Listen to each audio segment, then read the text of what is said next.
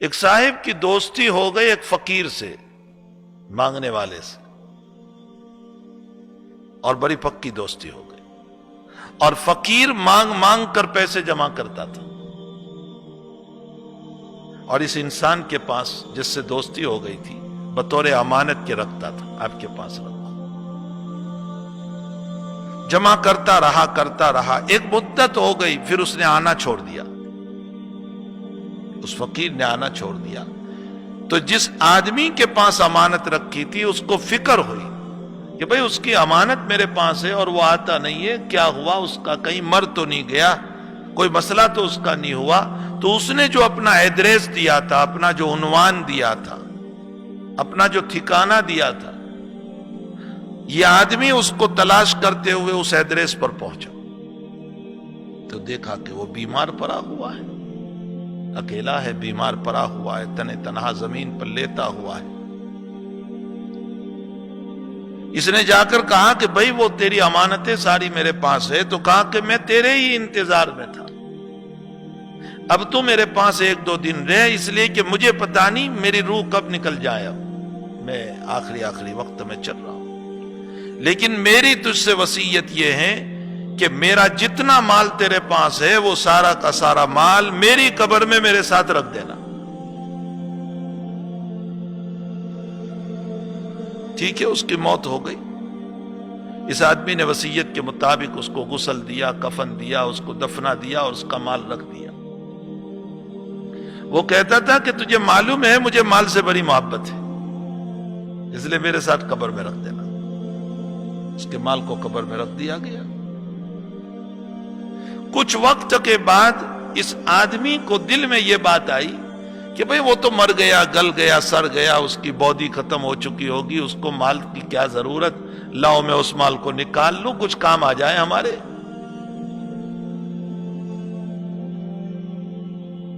اس لیے یہ آدمی اس کی قبر پر گیا، اور اس کی قبر پر جا کر قبر کھودی اور اس کے اندر پیسے نکالنے کے لیے اترا، تو وہ پیسے جو ہیں اس کے بدن کے اوپر چپکے ہوئے تھے۔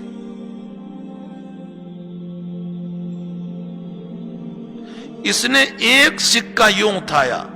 اور ہاتھ میں جو جلن شروع ہو گیا، بہت ایسا فائر ہونے لگا اس کے ہاتھ میں کہ برداشت سے باہر، پریشان۔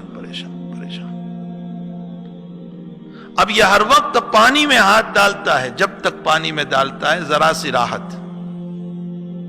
اس کے بعد پھر فائر شروع ہو جاتا ہے، جلن شروع ہو جاتا ہے، پھر پریشانی شروع ہو جاتی ہے۔ کئی لوگوں کے پاس گیا، ڈاکٹروں کے پاس، حکیموں کے پاس، طبیبوں کے پاس، علماء کے پاس، کئی لوگوں کے پاس گیا، لیکن اس کا جلن اور اس کا فائر ختم ہونے کے لیے تیار نہیں۔ تو اس کو پتا چلا کہ حضرت شاہ عبدالعزیز صاحب محدث دہلوی رحمت اللہ علیہ بہت بڑے بزرگ، صاحب کشف و کرامت، بہت بڑے بزرگ، اور ان کے باپ شاہ ولی اللہ صاحب محدث دہلوی بہت بڑے، اور ان کے دادا شاہ عبد الرحیم صاحب رحمت اللہ علیہ بہت بڑے۔ تو کسی نے بتایا کہ جاؤ تم شاہ عبدالعزیز صاحب کے پاس دعا کرانے کے لیے، شاید کہ اللہ تجھے اچھا کر دے۔ میں کچھ سنانا چاہتا ہوں اس واقعے پر جو بہت کام کی بات ہے۔ یہ آدمی شاہ عبدالعزیز صاحب کے پاس گیا اور پورا واقعہ سنایا کہ حضرت ایسا ہوا،